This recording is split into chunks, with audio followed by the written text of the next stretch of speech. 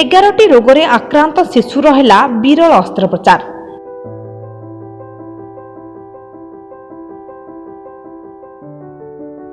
ମୁଣ୍ଡରେ ପାଣି ଜମିବା, ପିଠିରେ ଏକ ବଡ଼ ଧରଣର ଆବୁ, ପାଦଜନିତ ସମସ୍ୟା ଏଭଳି 11ଟି ରୋଗରେ ଆକ୍ରାନ୍ତ ଶିଶୁ ହେଲେ ଭଗବାନ ମୁର୍ମୁ। ବୟସ କହିଲେ ମାତ୍ର 5 ମାସ। ପିତା ସନାତନ ମୁର୍ମୁ ବିଭିନ୍ନ ହସ୍ପିଟାଲରେ ଚିକିତ୍ସା କରାଇ ବିଫଳ ହୋଇଥିଲେ। ପରିବାର କହିଲେ ସ୍ୱାମୀ ସ୍ତ୍ରୀ, ବଡ଼ ପୁଅ 12 ବର୍ଷର ହୋଇଥିବା ବେଳେ ସାନ ପୁଅ ମାତ୍ର 5 ମାସର। ତେବେ ପରିବାର ପାଇଁ ଅର୍ଥ ସାଜିଥିଲା ବାଧକ। ହେଲେ ଏତେ ଦୁଃଖ ଆସିଲା ତାଙ୍କ ପରିବାରକୁ। ପରିବାରର ଏକମାତ୍ର ବାପା ଯାହା କାର୍ଯ୍ୟ କରି ପଇସା ଆଣନ୍ତି ସେଥିରେ ପରିବାର ଚଳେ। ସେଥିରେ ପୁଣି ପୁଅର ବୋଝ। ସାନ ପୁଅକୁ ମାତ୍ର 5 ମାସ ହୋଇଥିବା ବେଳେ ପୁଅର ଜନ୍ମରୁ ଡାହାଣ ଆଖି ନାହିଁ।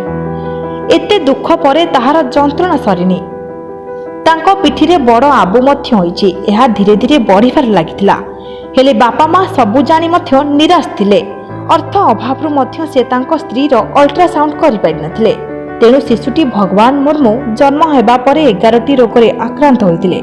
ପରେ ଆବୁଟି ଧୀରେ ଧୀରେ ବଢ଼ିବାରୁ ସେ କୌଣସି ସୂତ୍ରରୁ ଖବର ପାଇ ୱେଷ୍ଟବେଙ୍ଗଲରୁ ସନାତନ ମୁର୍ମୁ ହାଇଟେକ୍ ହସ୍ପିଟାଲକୁ ଆସି ନିଜ ପୁଅକୁ ଚିକିତ୍ସା ନିମନ୍ତେ ଭର୍ତ୍ତି କରିଥିଲେ। हमारा नाम है सनातन मुर्मू, वेस्ट बेंगल, पश्चिम मिदनापुर।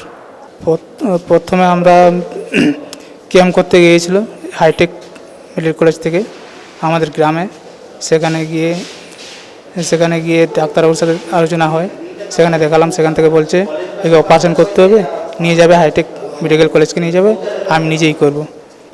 আমার পাশ পয়সা নেই পাস করি। আমি এটা বলতে চাই আমার ছেলে আস্তে আস্তে সুস্থ হয়ে উঠুক, মানে ভালোই থাকুক। प्रथमे से हाईटेक हॉस्पिटल को आसी स्नायुविक अस्त्र चिकित्सा प्रोफेसर डॉक्टर सौभाग्य रंजन त्रिपाठी साक्षात करी आलोचना करथिले। संगे संगे प्रोफेसर डॉक्टर सौभाग्य रंजन त्रिपाठी शिशुटी को चिकित्सा करी एक सफल अस्त्रोपचार करने को दृढ़ निष्पत्ति नेइथिले एवं 3टी अस्त्रोपचार पर सफल होइथिला। नमस्कार, मु doctor Saubhagya Ranjan Tripathi, associate professor neurosurgery department hitech medical college Bhubaneswar. साधारणतः ये जन्मगत विकार एक विरल घटना। आमर 1000टी जन्म नवजात शिशु जन्म हेले ता भितर 2 जनकर ये विकार रही है। एथिरे कौन हुए ना आमर स्नायुगत जो डेवलपमेंट हवा कथा, जहाँ तैयारी हवा कथा ठीक भाव में तैयारी हो पारे ना, जहाँद्वारा कि अंटारे गोटे आबू होगी रही जाए एवं गोड़ चलप्रचल हबार असुविधा हुए छुआर। छुआ ठीक से क्षीर टाणी पारे ना एवं मुंडरे पानी जमा हो रहे। यार कारण माटी जितेबाला छुआटी जो गर्भरे अच्छी मार से समय फोलिक एसिड बोली गोटे विटामिन अच्छी, तार अभाव ये जिनसटी हुए। या छड़ा किसी क्रोमोजोमाल माने आमर वंशानुक्रमिक कि भी किसी परिवार रोग देखा जाइछि। एवं या छड़ा आमर जन्म बेले किछिटा इन्फेक्शन द्वारा भी रोग होता है, जेपरी टॉक्सोप्लाज्मा, रुबेला, साइटोमेगालो एपरी किसी जीवाणु भूताणु अच्छा जो मानकर संक्रमण भी एपरी होता है। आमर ये शिशुटी को भगवान मुर्मू जहाँ ना 5 मास छुआ, यार भी रुबेला इन्फेक्शन भी रही मार भी फोलिक एसिड खाइबारे अवहेला होता बोली जना पड़ुछि। यहाँ केवल गोटे अंटारे आबुरी रहा बा मुंडरे पानी जमा रहा से नुहे, यार टोटाल 11टी समस्या। छोट कँला शिशुटे 5 मासर तार 11टी समस्या रही है। मुंडरे पानी जमा रहा, आमर अंटारे आबुटी रहा, गोड़ चलैबारे असुविधा हेबा, ता छड़ा हाइड्रोसेफालस कहुए जोटा कि ब्रेन रे पानी जमा रहे। जो आबुटी रही कहु आम लाइपो माइलो मेनिंगोसिल बोली कहू। या द्वारा गोटे आमर जो सुषुम्ना कांड शरीर ता चमड़ा को लगी रहे, जहाँ कि टिथड कट सिंड्रोम बोली कहुए। या छड़ा छुआटीर डाहाण पट आखि डोलाटी आदौ मूलर विकसित ही होना, एनोप्थाल्मस कहुए। डाहाण पट ब्रेन रे गोटे स्ट्रोक भी तार जन्मरू अच्छी, राइट पीसीए टेरिटोरी इनफैक्ट तो कहुए। गोटे प्रकार धमनी जो कि कम रक्त जावा जो ये प्रकार स्ट्रोक जन्मरू होता है। ता छड़ा बेबीर ग्लैंडुलर एपिस्पाडियास थिला, माने तार परिस्रा नलीर जो जगार रंध्रटा रहा कथा ता जगह ऊपर को सेटा चली आसला। तार 2 पट पादरे टालस क्लब फुट रही।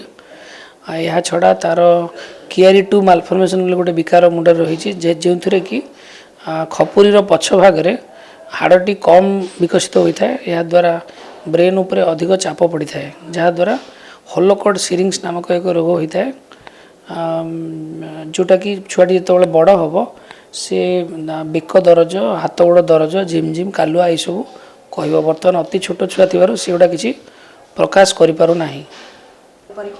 आमर ये ऑपरेशन तो मत एनेस्थेसिया आमर न्यूरो सर्जरी विभाग एवं पेडियाट्रिक्स विभाग अनेक जन डाक्तर मत साहाय्य कर प्रमुख भाव में मो छड़ा doctor Yogesh Kumar Chetty anaesthesia assistant professor एवं डॉक्टर बाग्मी विश्ववर पंडा से आमर सर्जरी फर्स्ट ईयर पीजी ये दुई जन केस टी को एडमिशन करने नहीं कि प्रथम और द्वितीय स्टेज ऑपरेशन बेले भी मत आरंभ शेष पर्यंत साहाय्य कर पेडियाट्रिक्स डॉक्टर पंकज से मत यही केस टी को आईसीयू को गला परे ताकू ट्रीटमेंट करिबारे एवं तार परिचालना करिबारे पेडियाट्रिक आईसीयू रे से गोटे प्रमुख भूमिका रखिछन्ती। से शिशु जनक केते दिन रहिबे मेडिकल रे से हॉस्पिटल रहिबा तो प्राय 15 दिन हो गलानी। एबे आमे तांको आ गोटे तृतीय स्टेज दुईटी स्टेज रे ऑपरेशन करा जायछि वर्तमान सुधा। प्रथम स्टेज रे मुंडरे जो अत्यधिक पानी जमी रही ताप गोटे बाईपास करा जहाँ कि आम वीपी शंट बोली कही था वेंट्रिकुलर पेरिटोनियल शंट। यह द्वारा ब्रेन रो जो अत्यधिक पानी जमी रही है जहाँकि नॉर्मल साधारण जो बाट तार से बाट निर्गमन हो पारना तेणु ताप गोटे कृत्रिम भाव गोटे बाटे तैयारी कराए मुंड बाटे पर गोटे पाइप पूरा जाटा कान तले और बेक छाती होकर पेट भर चमड़ा तले तले जाकि से पाइपटी पेट भर को जाए। यह छड़ा द्वितीय स्टेज रे आमर से जो आबुटी होता जहाँ लाइपो माइलो मेनिंगोसिल बोली आम कहूँ आम न्यूरो सर्जरी भाषा ताकू आम ऑपरेशन करा जाए से जगार स्नायविक अंश जहाँ को न्यूरल प्लाकोड कह जाए एवं कड़ा इक्वेना कह जाए स्नायु गुड़ा को से स्नायु और स्नायविक अंश को चमड़ार विभिन्न अंश भितर अलग करा कि आमर जो स्पाइन बा मेरुदंड हाड़ भितर को ताकू पुनर्बार छड़ा जाइए एवं जो सुषुम्ना कांडर गोटे आवरण थाए जहाँ को कि डूरा बोली कह जाए डूरा प्लास्टिक करा जाए तार रिपेयर करा जाए ये जिनटी जेपरी आमर नॉर्मली हवा कथा गोटे साधारण मनीषर तार से रिपेयर टी भी करा जाइए।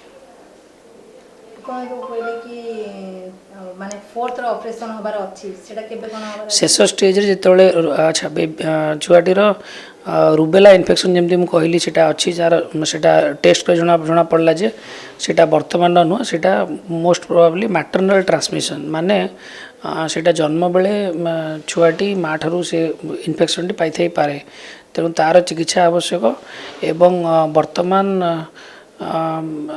द्वितीय ऑपरेशन पर छुआटी आउ टे सुस्थ है मसे 2 मास पर शेष स्टेज ऑपरेशन करा शेष स्टेज रे ये जो कहली जे मुंडर खपुरीर पछपटर हाड़टी छोट थिबारु सेठारे जो ब्रेन रो विभिन्न अंश चापी हुई रही जहाँ कि किआरी 2 मालफर्मेशन बोली कह जाए तो तापाई तार ऑपरेशन करा से हाड़ गुड़ी को किसी अंश काटी दिया जहाँ को किआरी डिकम्प्रेशन बोली कह जाए एवं यह सहित से मस्तिष्कर आवरण ताकू भी डूरा बोली ही कह जाए ताकू भी चौड़ा करके ये स्नायविक अंश गुड़ा को घोड़े ठीक रखा भगवान का दयारू एपर्यंत प्रोब्लेम है ना छुआटी 2 थर 3 थर ऑपरेशन हो सारे आमर एनेस्थेसिया एवं पेडियाट्रिक्स टीम बहुत भल थिबारु एपर्यंत किसी समस्या होई नै। आशा करुच्ची भविष्य भी किसी समस्या हेब नहीं। ଏହି ଅସ୍ତ୍ରୋପଚାର ଏତେ ସହଜ ହୋଇନଥିବା ବେଳେ ବି ହାଇଟେକ୍ ମେଡିକାଲ କଲେଜ ଓ ହସ୍ପିଟାଲର ଆସୋସିଏଟ୍ ପ୍ରଫେସର ଡକ୍ଟର ସୌଭାଗ୍ୟ ରଞ୍ଜନ ତ୍ରିପାଠୀ ଜେନେରାଲ ସର୍ଜରୀ ବିଭାଗର ଡକ୍ଟର ବାଗ୍ନି ବିଶ୍ୱଭର ପଣ୍ଡା ଆନାସ୍ଥେସିଆ ବିଭାଗର associate professor doctor Yogesh Kumar Chetty ଏବଂ ଶିଶୁ ରୋଗ ବିଭାଗର ଡକ୍ଟର ପଙ୍କଜ ଗାଗ୍ରା ଉପସ୍ଥିତ ଥିଲେ। ଏହାପରେ ଶିଶୁଟିର ଅବସ୍ଥା ସ୍ଥିର ଏବଂ ତାହା ସ୍ୱାସ୍ଥ୍ୟରେ ଧୀରେ ଧୀରେ ପରିବର୍ତ୍ତନ ଆସୁଛି। ବର୍ତ୍ତମାନ ଆମ ଟିମ୍ ପଚାରି ବୁଝିଥିଲା ସନାତନ ମୁର୍ମୁଙ୍କୁ ତାଙ୍କ ପୁଅ ଭଗବାନ ମୁର୍ମୁଙ୍କ ସ୍ୱାସ୍ଥ୍ୟାବସ୍ଥା ବିଷୟରେ ସେ ଖୁସି ବ୍ୟକ୍ତ କରିଛନ୍ତି। କ୍ୟାମେରା ପର୍ସନ ଆକାଶଙ୍କ ସହିତ ସରୋଜିନୀଙ୍କ ରିପୋର୍ଟ SMTV।